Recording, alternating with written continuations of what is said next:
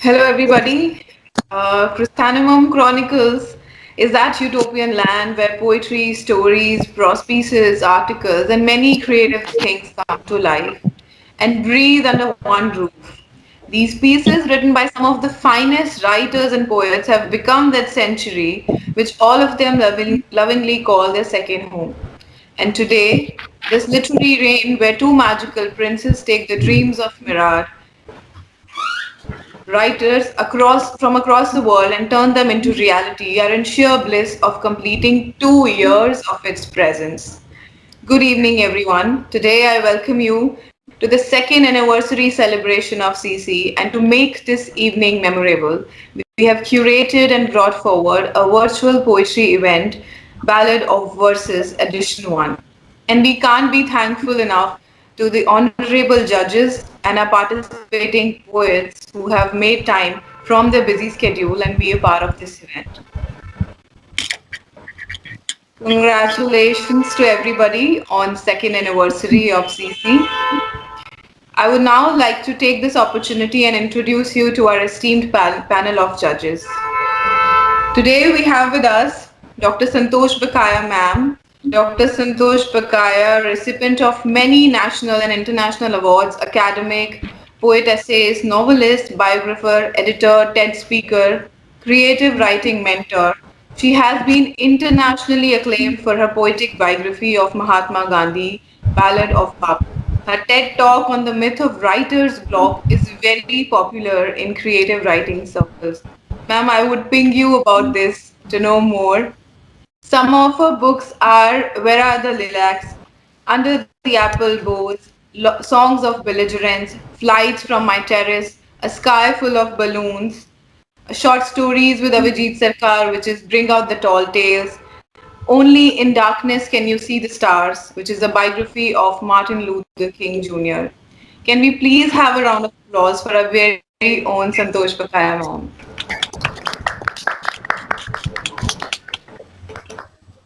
Welcome, Santosh Vakaya ma'am. It's really an honor. I think ma'am has not been able to join. So still, I would like to wish her also. It's her birthday as well today. So many happy returns of the day to you, ma'am. And I hope that you keep on writing and inspiring us in many ways that you do. Let me now invite our second guest and judge for the evening, Dr. Harshali Singh. She is a New Delhi-based member of the Consumer Grievance Redressal Forum (BYPL), a former member at the Consumer District Redressal Forum, an author, a poet, an academician, a teacher, trainer, an occupational therapist, an avid reader, and a passionate painter. Wow. Isn't that too many roles for one person? And there are two Welcome, amazing books ma'am. that you must read: Window to Her Dreams and Anatomy of Choice. Right? That's So correct. these are Thank you the so two much. books that you all should go and grab because the stories are completely different. They're really something that you will not feel like, okay, this is a regular story. It's different. Thank you so much. So I welcome you today and thank you so much for taking out time. Thank you, Mona Lisa and Ritu, for that wonderful introduction. And I'm really honored and blessed to be with you on the second anniversary. And it's a pleasure to be here for the Ballad of Verses. And I'm really looking forward to hearing and listening to some great poets and enjoying this evening completely and absolutely. Absolutely, yeah. Okay, Ritu, please go ahead. Now, before we start our event, Ballad of Verses Edition 1, let me ask this question to you all. And we would wait for the answers in the comment box. What does poetry mean to you? What does poetry mean to you? The best answer will be chosen by the editorial board of CC, and he or she will get a surprise goodie. Also, don't forget to subscribe our channel. Yes. Hello, Kanaka Giri ma'am. Good evening. I'm having a trouble typing because I'm doing it on a completely new device, which is not very comfortable to use. I'm not using my laptop. So, No, no, you're visible now. Same here with me. Hello. Hello, Lubna ma'am. How are you? You can. I'm sorry I'm a little late because I was logging in. Wow, Niru says Can you poetry is hear me? meditation to me. Okay, Neeru has given the answer already. Wow. She is the fastest and enthusiastic member. Okay. Ritu, now I think you should start calling the poets and then we can start with Ballad of Verses. Okay. So,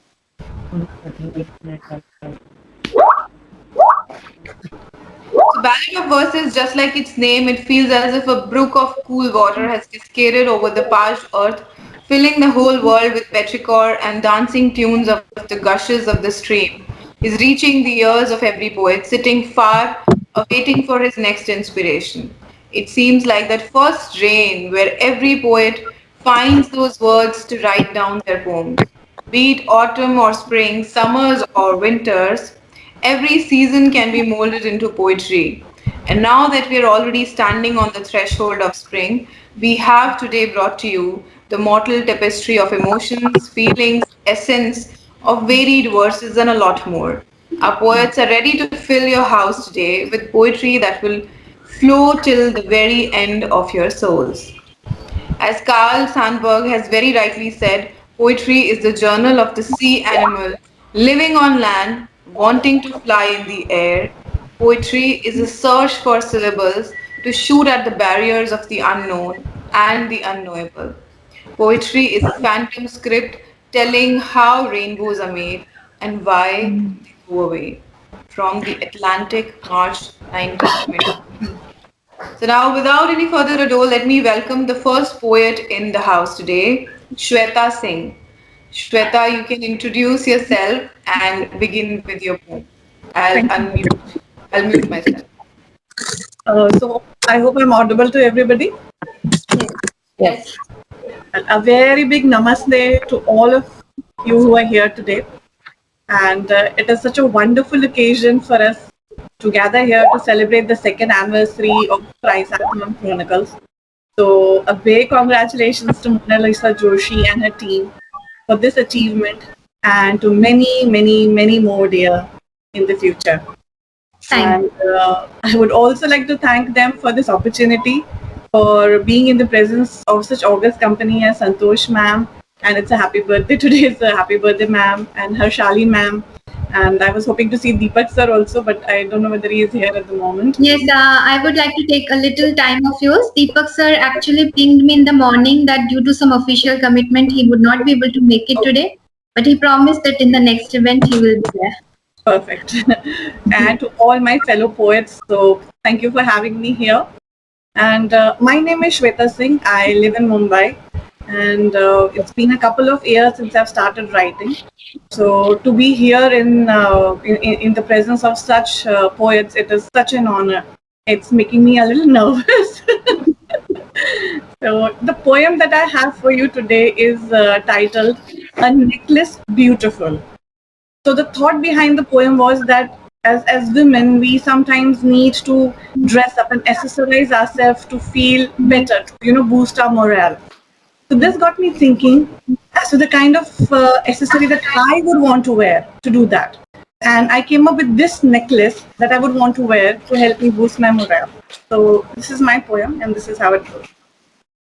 A necklace stringed and delicate I will make, bead by bead, desired shape it will take.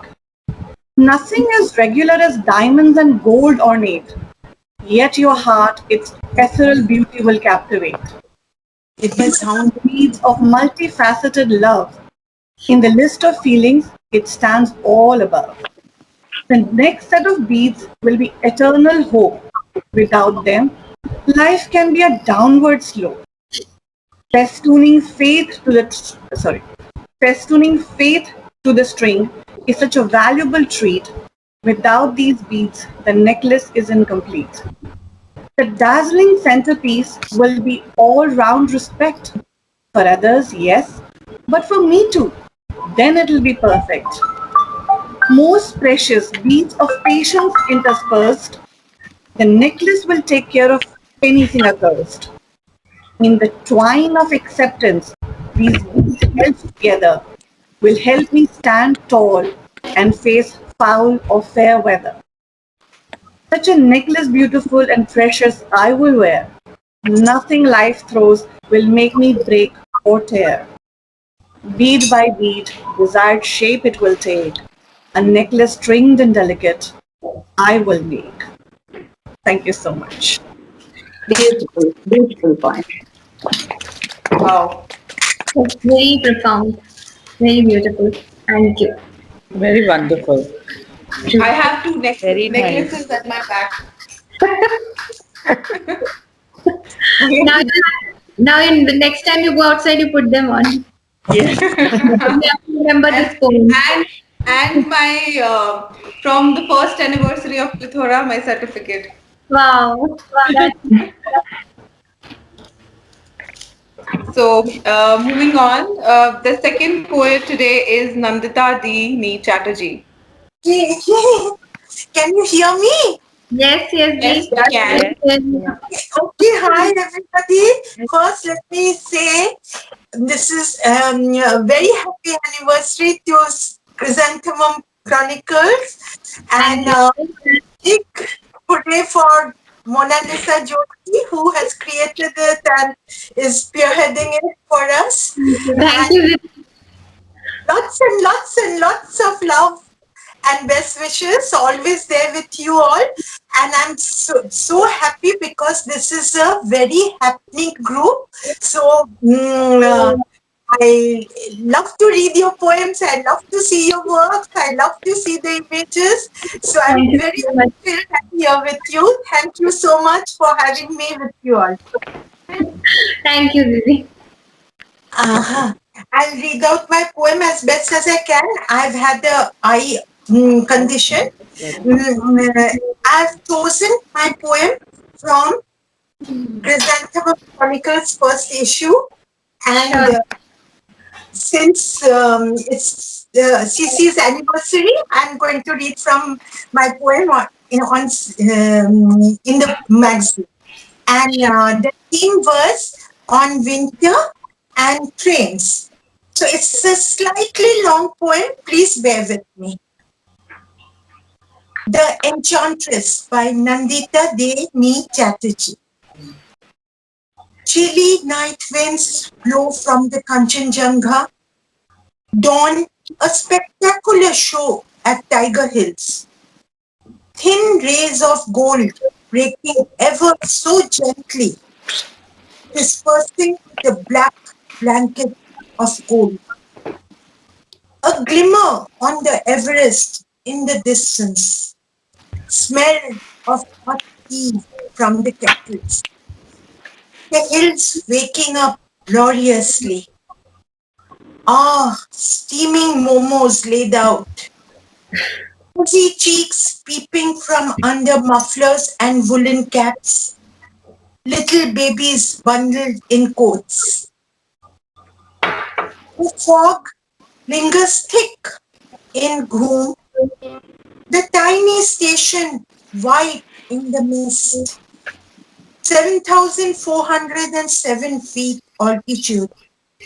Highest Indian station set in the hills. Amidst the deep fog sits the tiny black locomotive, huffing and puffing away. No Thomas this, but the toy train, the Darjeeling Himalayan Railway. Clambering onto the engine of the Himalayan princess, posing desperately in the mist, touching the aging body, lavishing on it the love it needs.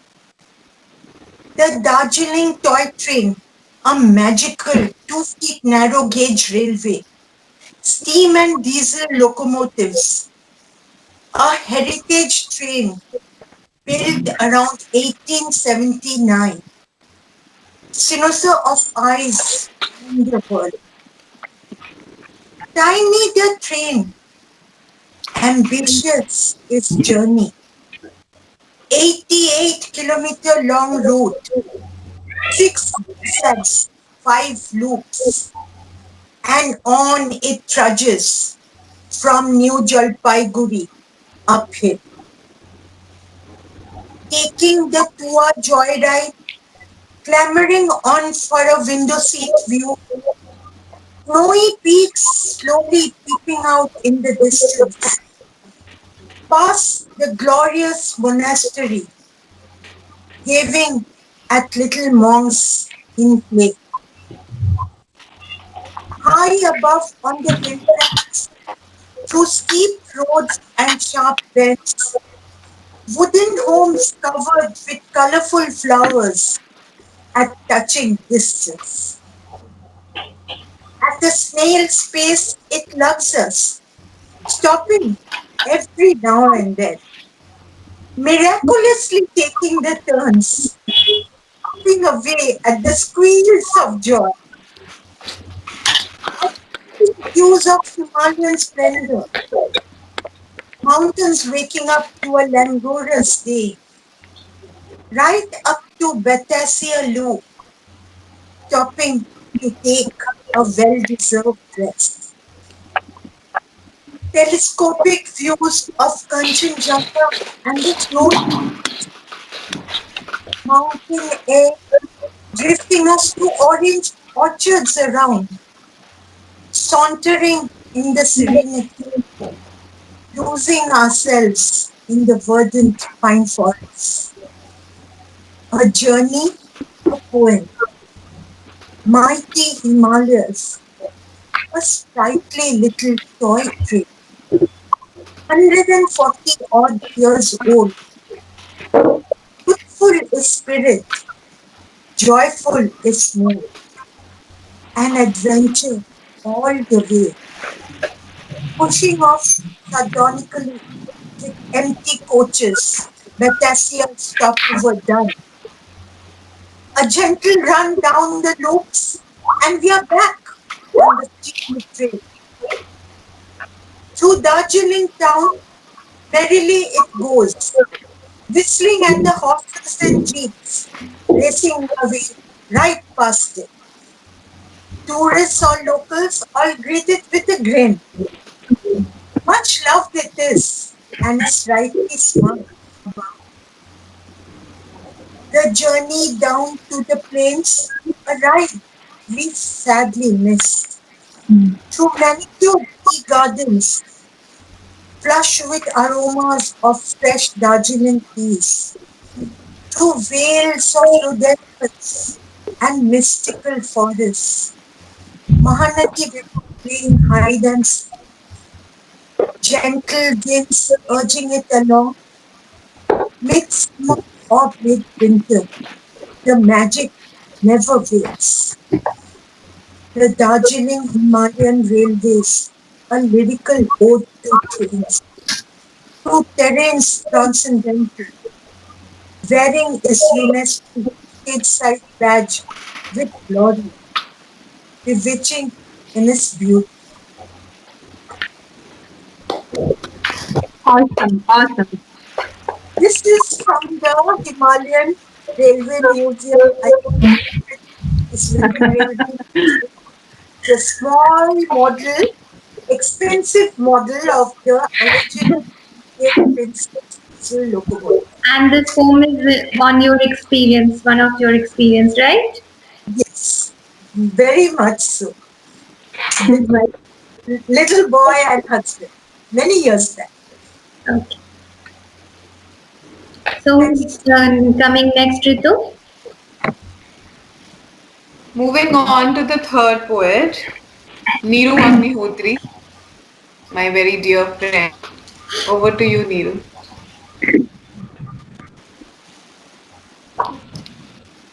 So, hello everyone, my name is Neeru Agnihotri, and as for my introduction, I am the writer of the poetry book Fuhar the Giggle that I wrote in 2019, and Neeru, you are not visible to me, and your voice is also kind of low.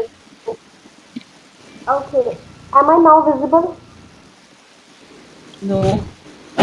Can you people see her? No. because otherwise it will not come recording as well. Okay, I'll log out and try to log in again. So can we move to the other poet before I mean Yeah, till she joins back? Okay. yeah. So let's have Yes. Mausumi Bhattacharya, ma'am. Hello, good evening, everybody. Uh, Yeah, Niru. um, Before all, I would like to wish Santosh ma'am a very happy birthday, and I'm really a great fan of her. I'm a teacher by profession, and recently I felt like I can write also something. And Chrysanthemum Chronicles, which was earlier Bladder of Magazine, actually gave me that push to go forward with my right. So I am here in every adventure that Mona Lisa is taking. Today also, uh, I am here. I'm very much happy that I'm here in this group of awesome writers. My point is a bit different. It is the theme is based on science fiction. Recently, a report has been published in a journal, Nature Astronomy, on January 2021, 11th January 2021. According to that report, astronomers have observed many dead galaxies, but the process of death itself hasn't been observed before until now. Recently, researchers from the UK traced a dying galaxy, ID 2299, 9 billion light years away using ALMA telescope, ALMA, ALMA telescope. ID 2299 galaxy is ejecting monumental amounts of cold gas because of a collision between two galaxies, which eventually merged to form ID 2299. Colliding galaxies are identifiable by their tidal tails, elongated streams of gas and stars squeezed out in interstellar space behind the galaxies. So, based on these things, I wrote a poetry in dialogue form. Actually, stars and the night sky always fascinates me. So here is my point. A squabble between art and ID 2299, the dying galaxy. Art. At last, I can zoom on you, oh dying galaxy. Should I mourn or celebrate my discovery? ID 2299. Pity on you. Hey, fine size, visible mass. Your delusion slumps with my enormous cold gas. Art. Bragging still at this terrible hour? Your depleting fuel will soon let you cover. ID 2299. Wait, kid.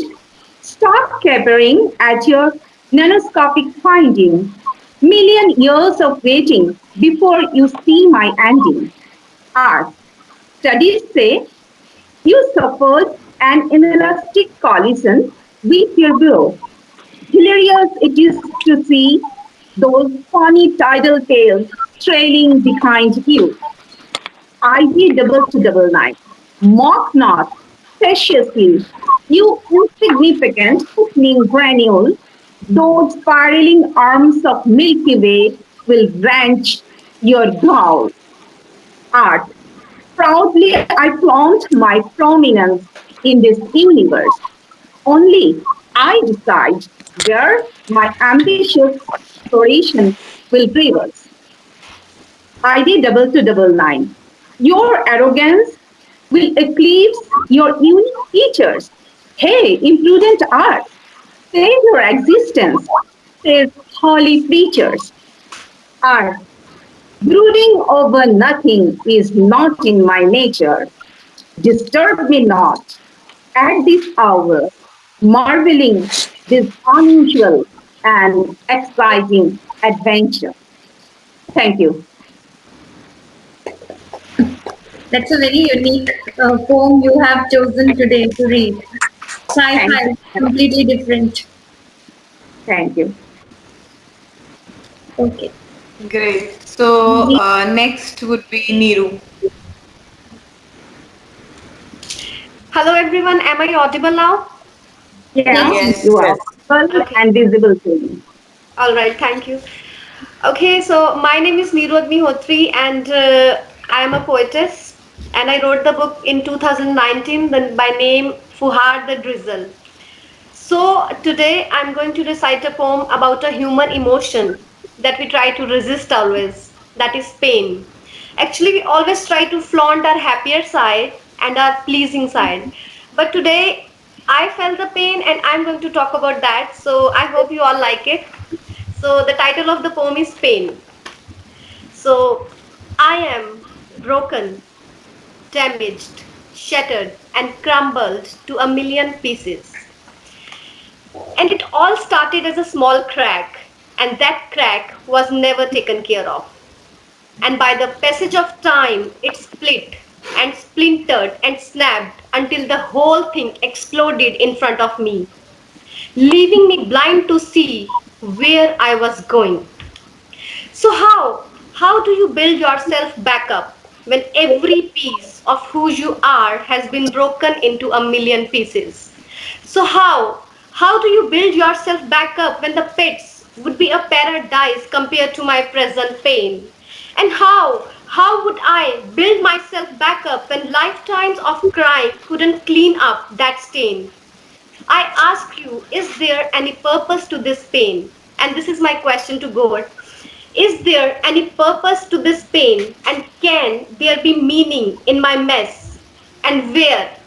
Today I am asking again, where can I find beauty from my brokenness? And where can I find light from my darkness? And I kept asking this question, and by asking again, and again, I discovered that my life can become a mosaic, a picture of patterns produced by putting together small broken pieces of me, and I can become an art piece from the pieces of me that once put together reveal something far more beautiful, far more powerful, and far more wonderful than I ever dreamed of. So, dear world, break my body, break my heart, but you cannot touch my soul. Because after blow, and after blow, I will build up slow and discover the new glow. So now, today, when you look at me, I want you to know that is not a scar, that's a beauty mark. And I want you to know that these tears are not for you. These are for watering the seeds that fell to the ground and died, but with time will produce an even stronger tree and even strongest me. So crack me down, break me apart. You will only add more wood to the fire. And the size of my burden is only outdone than the size of my breakthrough. And then when I shock the world and get made new from these pieces, my broken pieces and my million pieces. Thank you. Thank you so Very much. nice. Niru. Wow. Thank you. Very nice. Those were some Harshali, heart-touching what do words. you think? Thank you so much, everyone. Okay. So the next poem would be by Purba Chakrabarti. Am I audible? Yes, yes, Yeah. you are.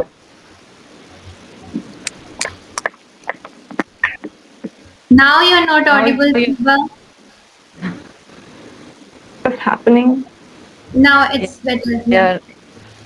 Okay. Yes, yes. Okay. Okay. Okay. Happy anniversary to Chrysanthemum Chronicles. I'm so happy to be here and happy birthday to Santosh ma'am. So today the poem that I'm going to read is from my book Mythological Monologues. So the poem is named Urmila. It is the monologue of Urmila of Ramayana. So I feel that Ram and Sita's love story is given a lot of importance in Ramayana, but Urmila is quite an underrated character. So I would like to read her feelings, her monologue, and I hope you like it. Love is that powerful force, a miracle, a weapon, a shield that can reach the beloved afar. It is not always in the presence. The lotus of love blooms, drawing appreciation and admiration. In the darkness of absence, the night jasmine silently blooms, spreading fragrance in the air, to fall off the very next morning without exacting an ounce of admiration.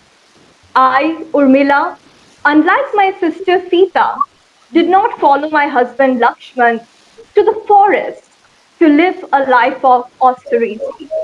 I stayed back in the palace of Ayodhya, ensuring my husband serves Ram and Sita without getting distracted by my company. Restless I was in the midst of everyone.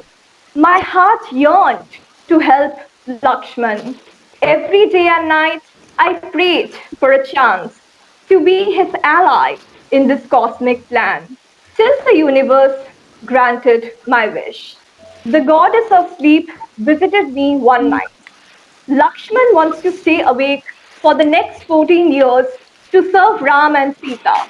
His boon can only be granted if someone accepts his share of sleep. With a smile on my face, I said, "Please give me his share of sleep, goddess." For the next 14 years, I slept, whereas Lakshman stayed awake. Despite our physical distance, we were united in our mission to serve Lord Ram. Lakshman could slay the mighty Indrajit, who had the boon of being killed only by the person who has conquered sleep. Love is that mighty gift that can conquer any distance. Love is that miraculous armor that can protect the beloved afar. Love is that divine nectar that can make a person immortal. People forget themselves when they sleep. I, Urmila, was united with Lakshman as I slept uninterrupted for 14 years. With every beat of my heart, I was with him unconditionally, without attachment and expectations. The long years were not lost in oblivion. They made me an associate of my soulmate. Separation, distance, and trust became the holy soil on which Urmila and Lakshman's love bloomed into Parijat, the night flowering chestnut. Thank you. Thank you. Very nice. Purba's book, this is also an amazing book and it's available in paperback. Do read it. Because mythology is something that is actually now it has become a genre that many writers are writing. So we must give it a read.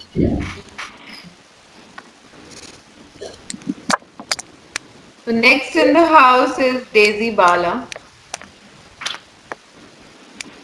Hello everybody, can everybody see me and hear me? Your voice is Yes. slightly echoing, Daisy. Okay. Is it better now? Yeah, better. Yeah. Okay. Hello everybody, my name is Daisy and I'm joining from Chicago. And I'm so glad to be a part of this Ballad of Verses. And I'm thankful to Chrysanthemum Chronicles and Mona Lisa Joshi ma'am for giving me this opportunity. And thank you so much to all the esteemed judges and hello to all my dear writer friends. I've also written a poetry ebook, Blossoms and Foliages, which is available on Kindle Unlimited. Today, I'm going to read a poetry which is based on self-love.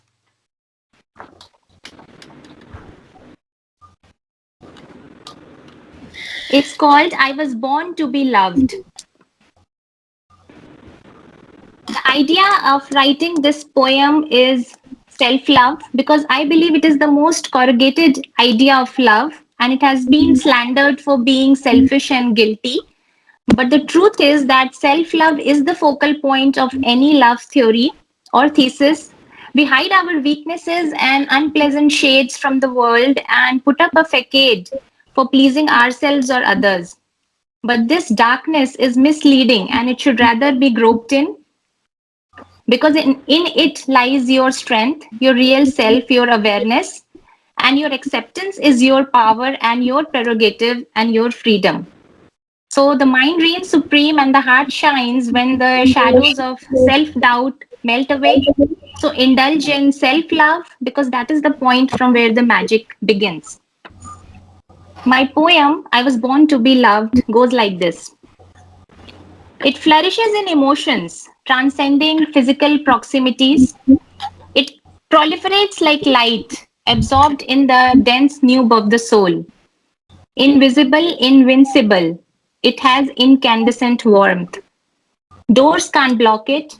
Heights don't scare it. Blockages can't protrude it. Viciousness can't diffuse it. Borders can't contradict it. Darkness can't dwindle it. Morn to night, it etches concrete something. Unbounded, it flows. Like ether, pervasive. Ebbing and flowing from the heartbeats. That's love. That is what love is. Evocative, ubiquitous, amorphous. Love that pervades all under its velvety quintessence. So why not let me enamor myself in this subliminal love, wear it like divine faith, and let me accept myself in all my glory and grandeur. Let me weave my temporal layers with glittering laces of love and shine in its ecstasy. So, what if I have incapabilities? So, what if I have a darkness of failures? So, what if I have been scared to trace my shadows? I am contemplating and evolving. Let me resurface my incompetencies. Bring forth my unpleasantries. Bring forth my unpleasantries and now love myself with renewed ethos. Love myself with the love that I have been splurging on others just for the sake of love, for the sake of acceptance. How exemplary this liberation is. Freedom from pretensions and facade, and basking in your temperaments without delusions and derogations. Love is ceaseless, seamless, and love we all deserve, unabashed, wholesome, in spite of all our shortcomings. I rendered it wholeheartedly on me. No, I wasn't selfish. No, I wasn't guilty. No, I wasn't an egoistic. No, I wasn't a narcissist. I looked at myself and loved my experiences, my fancies, my muse, my affinities, my shortcomings, my failures, my indulgences, my vanities. And love made me believe I was born to be real, not perfect. I was born to be myself and be loved immensely, unapologetically, relentlessly, unconditionally. That was my poem. Thank you so much for listening. Very Thank you so nice. much, everyone. Thank you. Yeah, Very inspiring poem. Thank you. Thank you, true. ma'am. A So, very Next good in the evening house to one is and all. Jyoti Nayak. Sorry. A very good evening to one and all present here. Good evening, Melissa ma'am. Thank you so much for making me a part of this. I'm so happy and so glad to be amidst or such beautiful souls over here. Good evening to our honorable judge as well. Today I'll read out my poem, The Fabric Called Life. It basically emphasizes on the need of understanding that life is not just about our desires and about all the positives that we may categorize as, but it's basically an experience in totality. So it's just metaphorically being used as a fabric. So I'll read that out and probably you'll understand as to what I wish to put forward. Uh, life is like a beautiful fabric interwoven with threads of love, laughter, and hardships. Missing even a single thread shall make it fragile. And then, emotions and feelings add color to the textile. When a vibrant soul drapes it, there comes a harmonious blend of beauty and grace, leaving millions of hearts amazed. Let's make this fabric called life breathtakingly beautiful. incessantly working on the texture, making it smooth and breathable, a perfect blend of beauty and aesthetics, forever exhibiting the artistry that's unparalleled. The fabric unfolding, the waves of joy with the soothing wind shall stand out, making it lighter and flowing upwards may point out that the zeal and enthusiasm embodied shall make life seem to flutter, removing all the obstacles that add to the clutter. The thread of love is no less than magic. The thread of hardship shapes the fabric. The thread of laughter makes it pure. These threads are intertwined to give strength for sure. Such is the intricate design and stitch that goes on to show the fabric called life and its very existence is a mark of the creator's impeccable finish. Thank you. Thank you.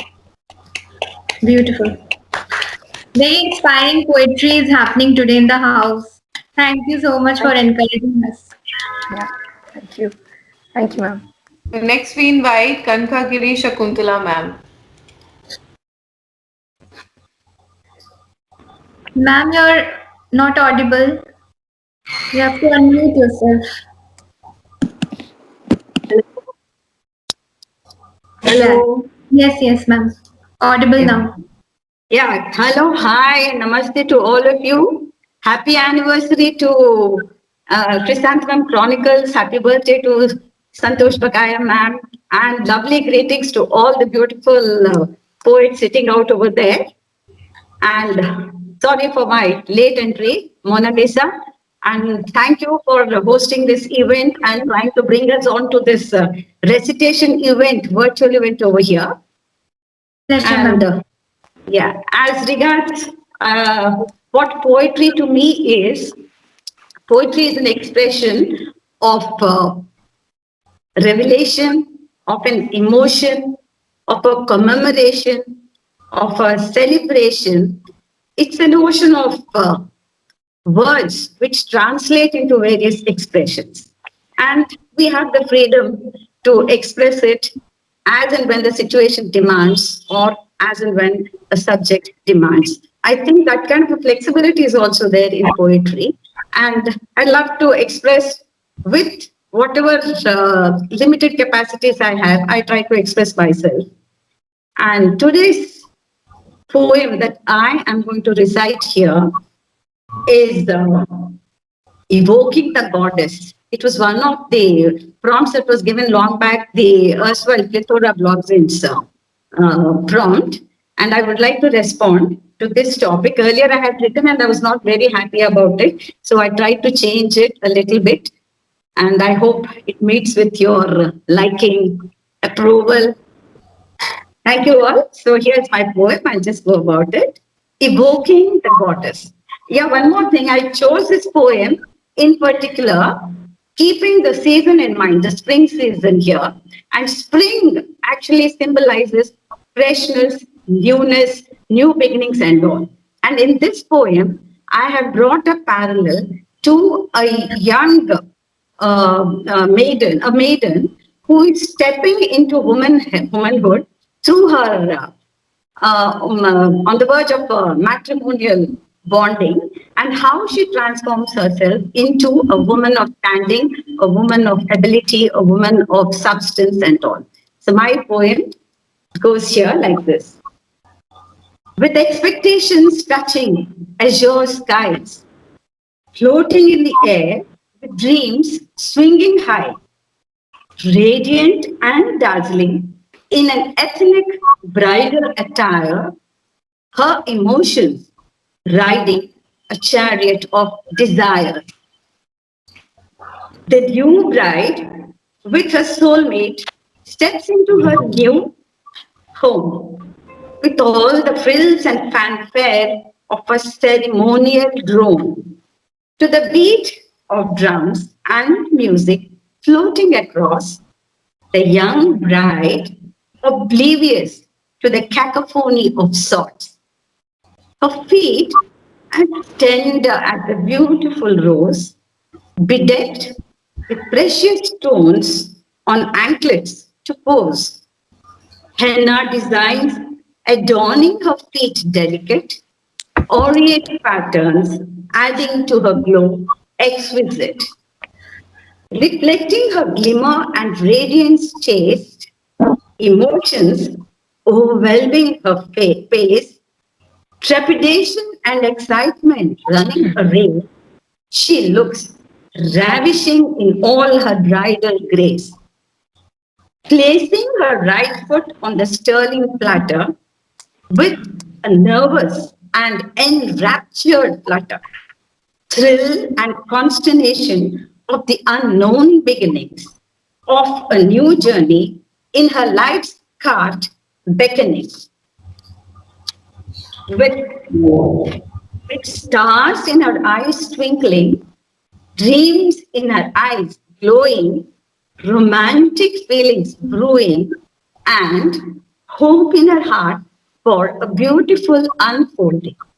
She stands at the entrance, an embellished beauty, with all her innocence and love, like a deity on the threshold of the bonds of matrimony, a young damsel ready to explore life's journey from a young maiden to a blossoming woman. She steps into her beautiful haven, shy, faltering, and finally finding her feet agile, transforming into a matured woman of substance and style, nurturing and nourishing, caring and cuddling, living for her near and dear to cherish, staking her interest to garnish her home and heart lavish, loving her family beyond blemish, to see her family happy and established, giving a lifetime without any anguish. She is a princess charming. She is Venus, a darling. She is a lioness when scorned. She is a goddess adorned. She is like a child.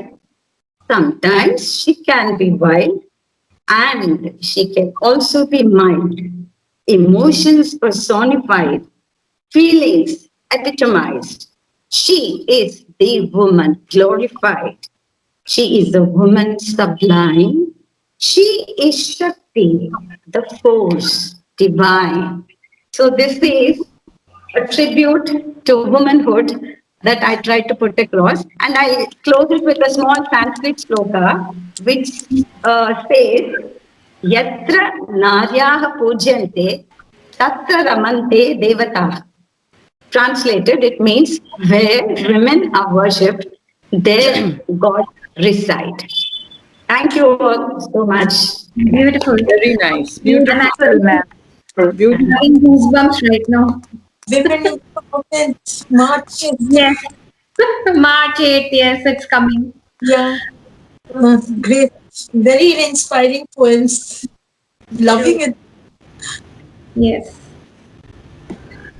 So, Ritu? Next, we have Srishti Singh. We can't see Ritu. Namaste, everyone. I'm Srishti Singh. Can you see me? Can you hear me? Yes, you are audible, visible. We can, yeah. Yeah, so the poem which I have chosen is it's a poem which is not yet published, but it is very close to my heart, and it is depicting the unmanifested love for the divine. It is something which is talking about how things turn from negative to positive, how we start hearing music when we are in love with the ultimate, the divine, the music which is there around us, but we cannot hear, the presence of the divine which is there, but we cannot feel. It is talking about that. So I'll recite my poem, and yes, before that, I will also like to say congratulations to Mona Lisa and many happy returns to Santosh Bakaya ma'am. And I'm so happy to be with all the beautiful poets. And what poem means to me, I wanted to type, but I'm doing on a device which is not very familiar with. So poem for me is like it's a song of the soul. It is something which comes from the soul, from inside of you. So that is what poetry means to me. So I'll recite my poem. from heart to soul. What rhythm is that I hear, soft and subtle? Is it Krishna dancing on Kalia's hood, transforming the beast as Lord played with his flute? What rhythm is that I hear, those love dance sounds? Is it a thousand petal lotus opening somewhere around? What rhythm is that I hear, which sings a grandeur, listening to it all the time with gratitude, chokes my throat and fills eyes with tears? What rhythm is that I hear, which makes me see you in every face?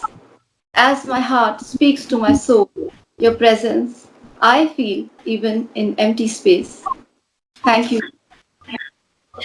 Sweet, very sweet poem. And Srishti, I feel often I've read your poems, I feel you're quite inclined towards the divine, right?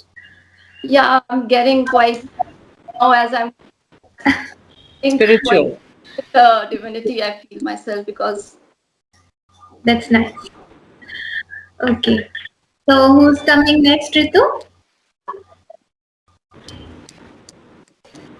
I think my internet connection is I think it's little. Lubna now. Yeah. Oh, yeah. Lubna Ahmed. Oh, Yeah. everyone. Yeah, Everybody. Lubna. Can you Lubna. guys hear me? My turn, no? You're audible and visible both. Okay, Okay, good. okay. Initially when I came, I just saw everybody sitting in a garden. I said, "Oh my God, where is everybody? How come I'm in my living room? You all are sitting because the wallpaper is so beautiful. It's so nice. Okay. Congratulations, Mona. I mean, you are too. I mean, there are no words to say about you. Gorgeous. Your voice is amazing. Your recitation, your poems, everything. Thank you La- so much, ma'am. There are no words to talk about you, to say about you. Really, you inspire all of us. Really. You all inspire me. That's the reason why I'm working and again bringing something. So you guys We are my love strength. you much. We really love you. Whatever you do, it's so beautiful. And thank you so much, really, Mona. We are very happy with. And happy birthday, Santosh ma'am, if you are there. I can't see her. Is she there? Santosh No, I ma'am. think she left. It's her birthday and she has reason to leave and celebrate, of course. Yeah, of course. Right, right. My name is Lubna Ahmed, and I write poems in the name of Princess Lubna because my father, he used to call me Princess. Shehzadi, Ujjao Shehzadi, Princess Ajao. So I write in the name of, my pen name is Princess Lubna. And I usually write only on love. I love to write on love because I think love is the best emotion which we have.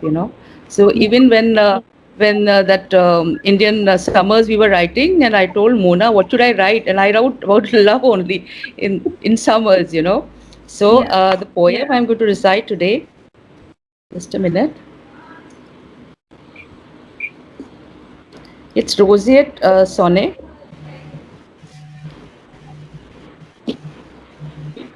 Some connection. Just a minute.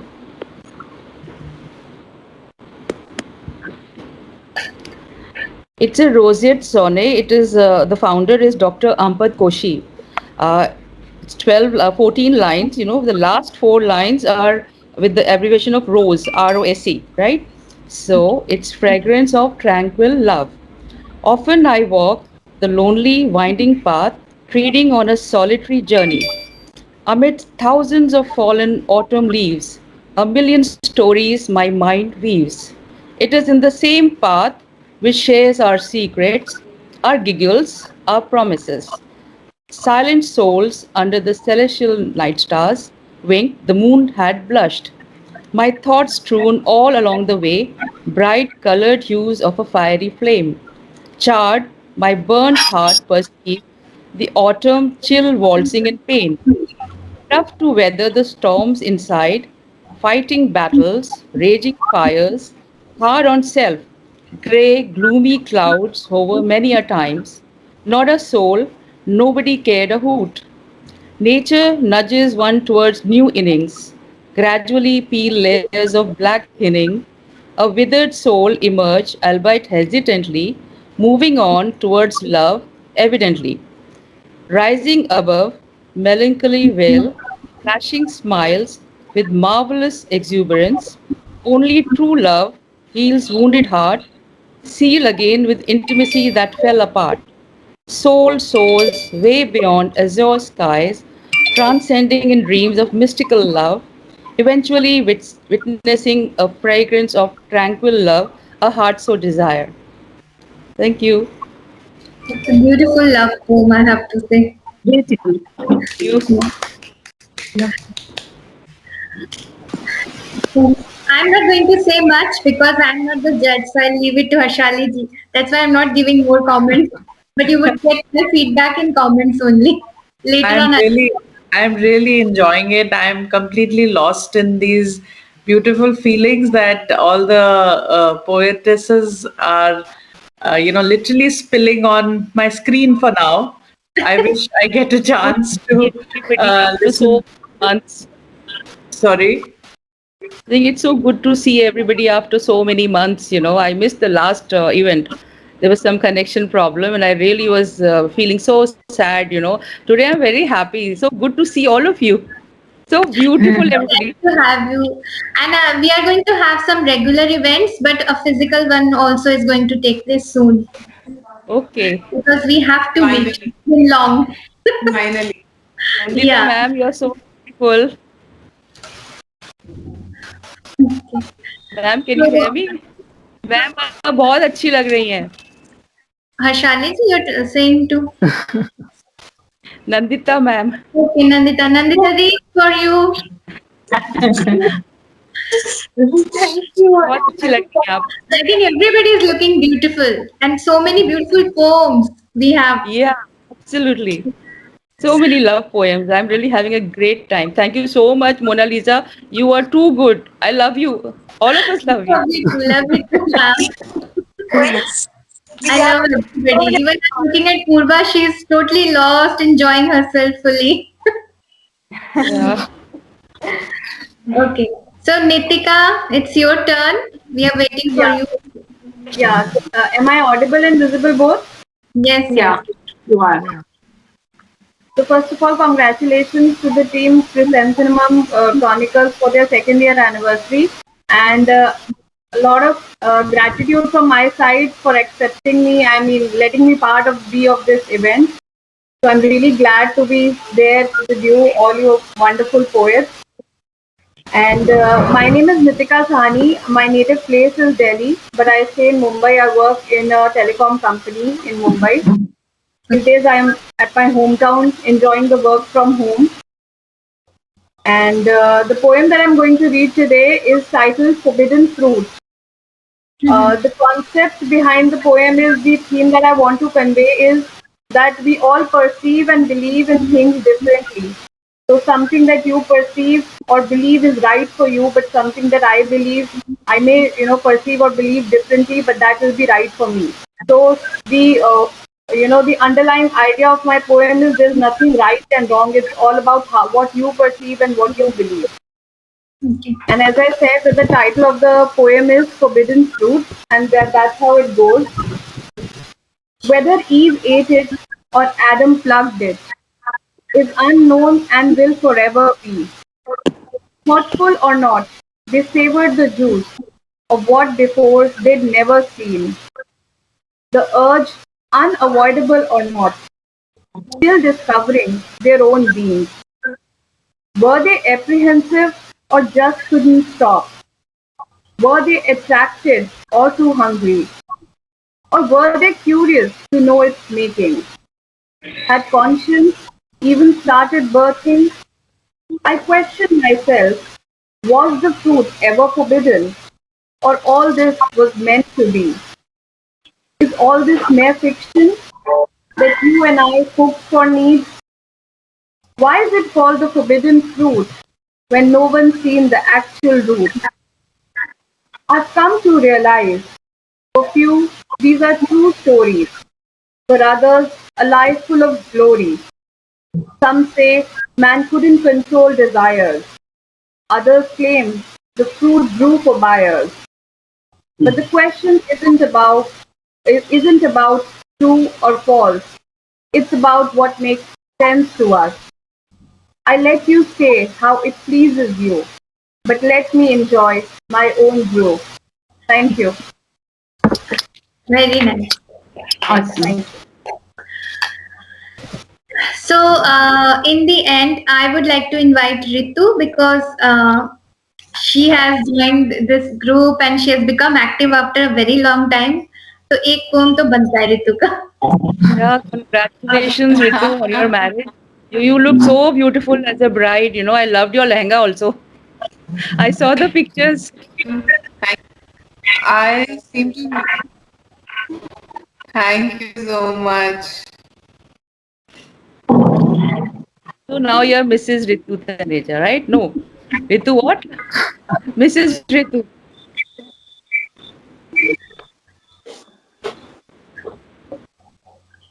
Ritu, I think freeze हो गया है ना? yeah, I think so. Hang हुआ है this. Can't hear anyone. Ritu, you must be losing your connection, I think. Can you hear me now? Yes, yes.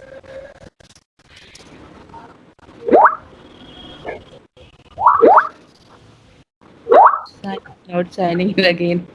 Ritu, but you are audible. Can everybody hear me? Yeah, we can Yeah. hear. Yes. Okay, Yeah. I missed what all you were saying. I missed. I heard congratulations and lehenga, and then I just missed everything. I was welcoming you after a long time in the group. So I was just urging you to read a poem today because Yeah. we want to hear you today. Yes, And I'm for saying sure. that you were a beautiful bride. Hello, everybody. Thank you so much. Thanks a Welcome. lot. So, the poem that I'm going to recite today is about a space that we all, look, run after actually. We keep finding it in in all the wrong spaces, wrong places. The title is My Safe Space, and we eventually, find it at the right place. So I hope you'll be able to relate to it. A space. A space where I don't run. I don't run out of stock of the ration. I eat the air. I drink the breeze. I breathe the love. I see the beauty beyond what I call the food. The food that the humans, the animals, and other different species relish. Relish by destroying, savor out of despair, and kick out of convenience and comfort. I don't need this comfort. Instead, I want I want the comforts of the enormousness of the sky. I need the warmth of the sun, and I need the serenity of the moon, as rusty and natural as the Mars, proud of a giant spot on my body as big as the Jupiter, may not be the fastest as him, yet proud of who I am. Saturn's rings around my body shouldn't be concerning, instead, my wiseness. I want to be the Venus, Venus of love. I want to go all cosmic as the space and be the epitome of energy. I want to be the vacuum where I am at my job to go within with the power of meditation. I want to be in space. I want to be a part of the space. I am the space. You are the space. I am the space. My safe space. Thank you. Wow, very nice. Very nice. So Harshali ji, all the poets have recited their poems. Just give few words so that we all will get some idea that how you felt and how was this whole ballad of verses. I have to say that actually hearing everybody and such amazing voices and amazing thought process. And in front of Nandita, I don't think I should say too much because she is a powerhouse of talent and powerhouse of uh, you know, putting across and putting forth her feelings in such a beautiful and in such a evocative way that I feel embarrassed saying anything in front of her. I'm sure she's going to. I'm sure she's going to be to agree with me because I was actually noting down everybody's, the things that hit me first when I was listening to everybody's poetry. We started with Shweta, the necklace, uh, and I found that such a symbolic poem.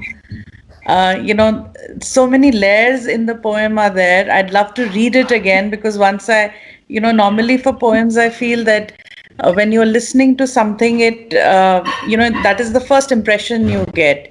But once you read it again, and when it's in front of you, and you're kind of pondering over it, there is so much more you gather from where the poet or the thought or the feeling is coming from. So I'd love to read all of these again and, maybe immerse myself in the feeling that you're trying to project through your words. So I found it very symbolic, Shweta. I want to read, the words again and understand a little bit more and find out what is it, and talk to you later on, maybe somewhere that, I'm what inspired you to write the poem and to, I would symbolize. love so much. So that was Shweta. I really liked, and Nandita ji. To I cannot say anything about her. I don't even want to go down that path where I'm even commenting on her words because, as I said, she's a powerhouse of talent, and I'm so lucky to be able to share a podium with her. And of course, I still have to go through all the articles and poems in the magazine. So I'm waiting to do that. So thank you so much, Nandita ji, for sharing your beautiful poem on trains, and I love the toy train at the end. That was the perfect Yeah, end to the poem. uh, it's been there Niru, for uh, me for decades. really lovely. So we need to hear a little bit more on the story behind that toy train, isn't it? Sure. So Neeru, I've met earlier in the first anniversary when we met, and I've always found her. I mean, though I've not had the good fortune of talking to her more, we just met for a while in the first anniversary, and I found her so, so forthcoming and so amazingly, out there and ready to share her feelings and her emotions. And congratulations on the book, Neeru. I'm really looking forward to to be able to read it.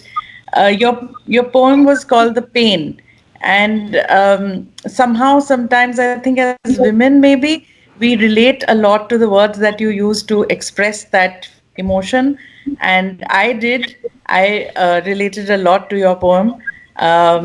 Maybe it was a cathartic feeling that you had when you were writing it, and you were maybe pouring out your heart while you were, but it really connected with me. So thank you for wherever that emotion was coming from. I hope it you are able to come across and you're able to jump across that hurdle.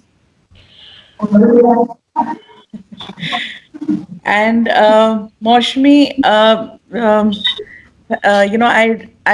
really want to read this poem in paper or on screen because I love the idea. I love the way you've projected your idea, and it's so new and it's so fresh, and it's something that you don't see very often, wherein a poem is written with a very scientific thought behind it.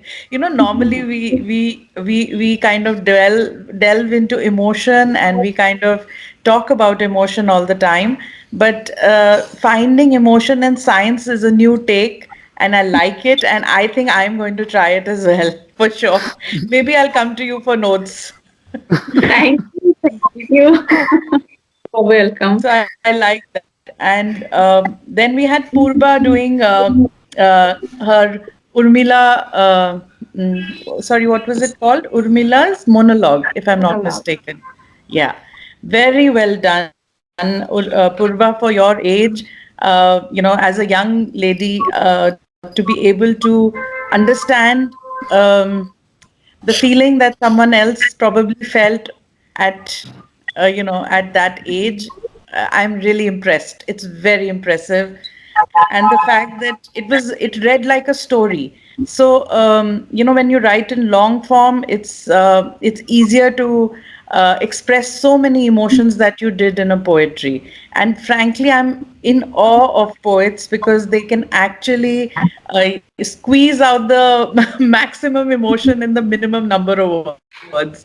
So because I'm also a writer, and I understand how difficult sometimes it is to uh, kind of give the same emotion in lesser number of words. So when I hear or see poetry done well, it always, it really impresses me, and I feel very awed. So very well done, and Thank you so much. to be able to kind of explain how she felt, and away from the regular emotion that as you very rightly said, that it is normally Sita and Ram whose love is spoken about, because it's very much prevalent, and we've spoken about it so much, we've read it. But it's this quiet love where a lot of sacrifice and a lot of behind the scenes emotion is talked about. Very well done. I'm really happy that you were able to attempt that. We had Daisy talking about self love, and um, what can I say? I think we kind of, as Indian women, I think we kind of come into this concept very late in life, and we always look at self love with, as you very very rightly put, with a lot of guilt, and to be able to put that in words, and it was such a pleasure to hear it, and I hope this voice goes stronger, and more younger girls and women of our generation and our generation above us realize that there's still time to get into it and learn how to love yourself. Beautifully done, and I love the language. Sometimes when you're expressing your emotions, sometimes the language helps a lot, because you're using words which you have a lot of command over. So again, love the language, and loved the thought. And I hope more women join in and talk about it. So congratulations on that beautifully done poem. Thank you so much, ma'am, for the kindest words ever. No, I'm so happy that I was here for this one. I just came back from work, and I just put the video on, and I said, "Jaise ho वैसे बैठ जाओ," as it is. I So know very this whole conglomerate of poets and like-minded people. This is really bliss. yes, absolutely. We had Jyoti doing life. And I have to say, Jyoti, it was very smooth. The words were literally flowing like a river. Sometimes, you actually did an excellent job, and I hope you take this forward, Jyoti, because you speak very well. You have command over the modulation, and sometimes it's not only enough to write, to be able to voice it, to be able to stand in front of, or to be able to stand and deliver your expression to people is also very important. So there are a lot of those poetry nights and stand-ups, and uh, I'm sure Ritu can guide you. I think one of us has gone there. I don't know whether it's Neeru or Ritu. Uh, I remember one or two people had gone for these open poetry. Was it you, Ritu? Sorry, you're on mute. Actually, that was me. Was it you, Neeru? Sorry. Yes. Yes, Yeah, Yes, yes. I okay. keep So, going. yeah. I've So I attended remembered yeah, because, yeah, In so, Gurgaon. yeah, Gurgaon. So, Jyoti, maybe you can connect with both of them, and, Yeah, sure. all three of you, maybe next time we'll be in the audience watching you perform, and that'll be a beautiful evening and experience for us. Yes. Thank So, you so much, ma'am. Thank Thank you. you. not Thank at you so all. much. I'm really happy that I got to hear you. Uh, Kangiri ji, I have to say your um, evoking the goddess is very, very, it comes from a place of experience. I was completely mesmerized listening to you, and maybe because I think all the married women would be because I think we are relating it to our own experience. So it was amazingly done and so much depth in your words, and I think it all came from a place of something that you had felt and something that you had conquered and something that you had probably, sometimes I feel that when we write from our own experiences, like Neeru has written, it kind of reverberates when we talk about it. I don't know. I'm just thinking aloud. When I hear poetry, sometimes it feels as if it's actually coming from a place of experience, or it's coming from a place of, something that has triggered us to write that poem. So thank you so much. I mean, I really appreciate, and thank you so much, Mona Lisa, for inviting me. I'm so happy that I was able to join you all. This was beautifully Pleasure, done. ma'am. Pleasure. Srishti, you spoke about love for the divine. Um, I think it was a very heartful and heartfelt emotion that you spoke about, because you're a young lady and you're a young woman, and being this spiritual at this time, and you have this calmness on your face when you spoke. I was really taken aback, because this spirituality and this level of understanding of y- you know the fact that there is something, a greater power behind us or supporting us, is that's a feat in itself. Because at this age, I don't remember being I look at these young girls and I feel, my God, what did I do with my life? They're so young and they're so ahead, and I feel, my God, मैंने तो अपना youth waste कर दिया.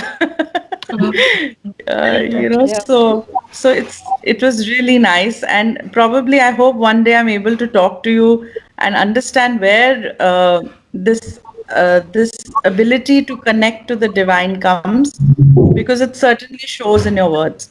So Thank you. congratulations on that. Yeah, And though it was a short poem, it really delivered, you Yeah, it know. was very candid. So yeah. Lubna, hello, and I really like the spirit. When I saw you, because I'd converted it to the speaker mode, so your picture was on my screen while you were speaking, and my God, you have a beautiful aura and you have a bright aura, and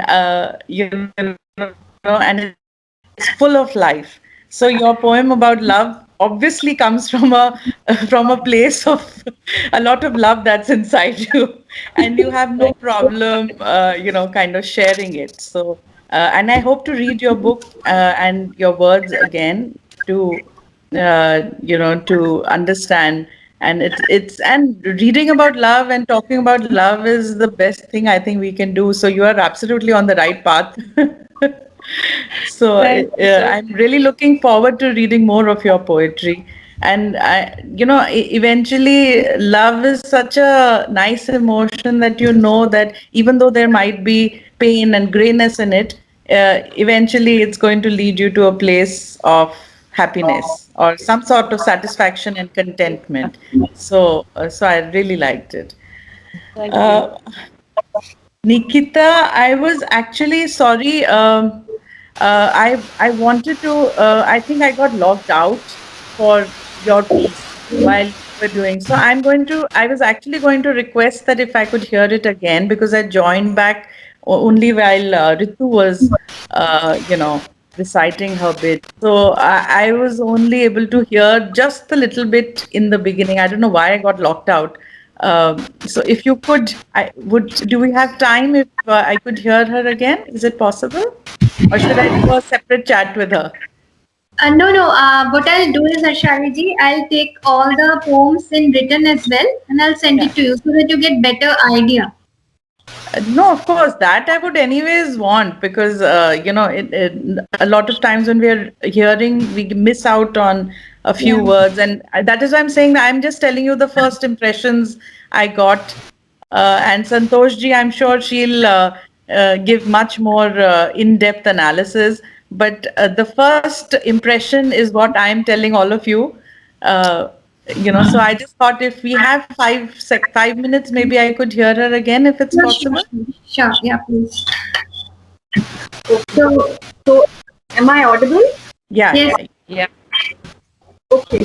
So I'll quickly tell you the concept behind writing this poem. It's about that how we perceive things. So Yeah, that is I the got concept. that. I heard Okay. that bit.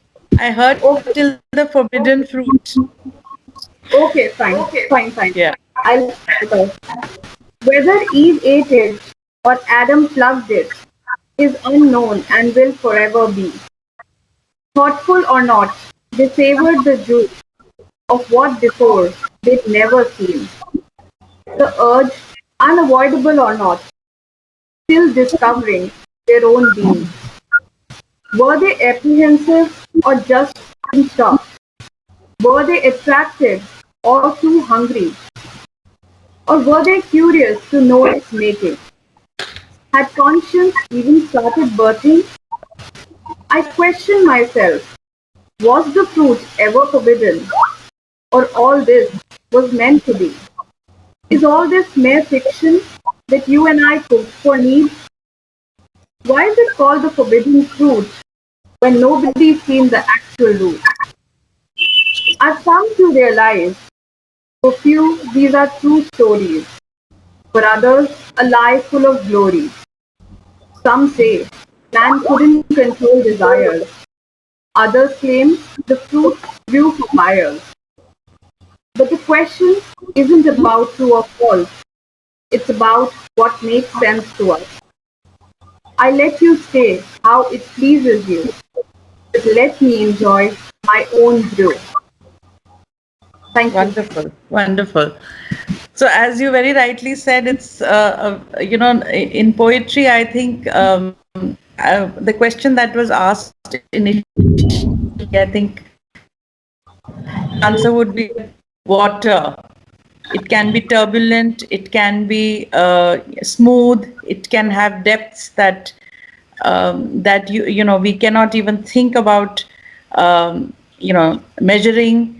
So for me, poetry is like water. That is what comes to my mind when I think of poetry. And Nikita, you have actually explored a question that probably you were thinking about, and it's a question that I think most of us think about, but you never really take it forward. So I'm really looking forward to. There are two, three poems that I'd really like to sit with and ponder over that. What was the poetess or the poet thinking while they were writing it? Because usually that can be that answers the question. So very interesting question, the forbidden fruit, because it can relate to a lot of things in our life. The choices that we make. Had we taken that road, would it have been better? And I think all women ask this question after certain years. Number of wedding, anniversaries have gone through. Right. Ritu, will you also read for me? Sorry, I joined in, but I think I missed the beginning. Sure, sure. So mine is about that safe space that we actually look after. So we actually run after finding a safe space for ourselves. We end up finding at all the wrong places, and eventually most of us do find it at the right places. So I found mine. A space. A space where I don't run. I don't run out of stock of the ration. I eat the air, I drink the breeze, I breathe the love. I see the beauty beyond what I call the food that the humans, the animals, and other different species relish. Relish by destroying, savor out of despair, and kick out of convenience and comfort. I don't need this comfort. Instead, I want I want the comforts of the enormousness of the sky. I need the warmth of the sun.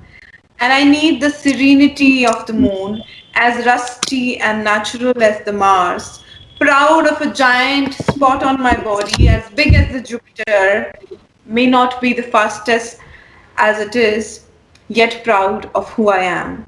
Saturn's rings around my body shouldn't be concerning, instead, my wiseness. I want to be the Venus, Venus of love. I want to go all cosmic as the space and be the epitome of energy. I want to be the vacuum. When I am at my job, to go within with the power of meditation. I want to be in space. I want to be a part of space. I am the space. You are the space. I am the space. My safe space. Thank you. Wonderful. Wonderful. I'm so sorry I'm asking you to do this again, but beautifully done. And I've always thought it, I've heard you a couple of times, and I've thought that you're a very thoughtful, writer. I've always found that that for a young girl your age, you you really have a lot of you have the ability actually to look in between the lines. It's not always who are really in your face, don't really kind of attract you so much. You like people who have layers and who have something in between, who are thoughtful, who are intense. Yeah. And so your poetry also the kind of person you are. And the first time I heard you in the first anniversary, I was very impressed and I was very taken aback. Actually, I think I told you then as well that that your words spill over with the kind of you require mental stimulation. Excellent, and I'm so happy that Mona Lisa asked me to join you guys. It's a pleasure, and I'm very honored, and I'm very blessed that I'm part of this beautiful second anniversary, and I hope I'm part of every one of them. Thank you so much, Mona Lisa, for having me. Uh, I think I think she she's left. not there. Yeah. Thank you so much. Thank you so. Thank you. Thank you so much, ma'am. I Thank you. think No, no, she's not got at all. Thank you. I am the one who should be thanking all of you, and I'm sorry if you felt that we kind of overstepped the time because I asked you two of you to read again. But I'm sure you enjoyed both the repetitions and the I think words we're again. enjoying again. Yes. We enjoyed it a lot, and I just want to say one thing that I had joined a few minutes late because I was not being able to log in. I saw there had been a question. I think that what is poem to you? Yes. So Yes. I think I didn't answer that. So You can you can write your answers in the chat box. okay, I'm just saying it now since we are all here together. What I'm feeling at the moment. Now, I think poetry is wine to me, distilled and refined with time. It is a transcendental experience. It is to me a perfume. with his top notes, middle notes, and high notes, and low notes. And it's a perfume which dispels all foul aroma around. And that is his speciality to me. Wow. That's very well said. Lovely. Thank Lovely you, to meet you all. Harshali ma'am. Thank you so much. Thank you. Thank you, Harshali ma'am, for taking out time for listening to all our poems. And thank you everyone for joining us today on this very special day, which I think is going to be a memorable one for sure. With this, I would like to bring the virtual event to an end, which was a celebration of the second anniversary of CC. I, on the behalf of the entire editorial team of CC, would like to say million of thanks to all those members who made this literary group come this far. It wouldn't have been possible without the support of you all. This is Ritu Taneja signing off, wishing you a great week ahead. Thank Thank you. you, Dr. Thank Thank you. you so Harshali. much. Thank Thank you. you so much. It was Thank you so wonderful much. Bye. to Bye bye. And I just want to say that I am completely awed at your instantaneous appraisal and analysis of all Very the true. poets and poems. And I was amazed how well you did this. And you have true insight. And I too would want to request Mona Lisa along with you that I would like to go through all these poems again. So when she's posting it, if the poems could be posted in the comments or something, so that we could all savor it once again. Exactly. Absolutely. Sorry, my connection got lost. There was some electric trouble. So I missed a lot. And We all said I to really each want other. to, sorry. I'm saying we all said thank you to each other. Yeah, that's why again back, and I want to say thank you that all of you joined and took out your precious time because we have made a real long session today. So I'm really grateful to all of you. And CC, it's going strength to strength only because of your support and contribution. So please be part of it.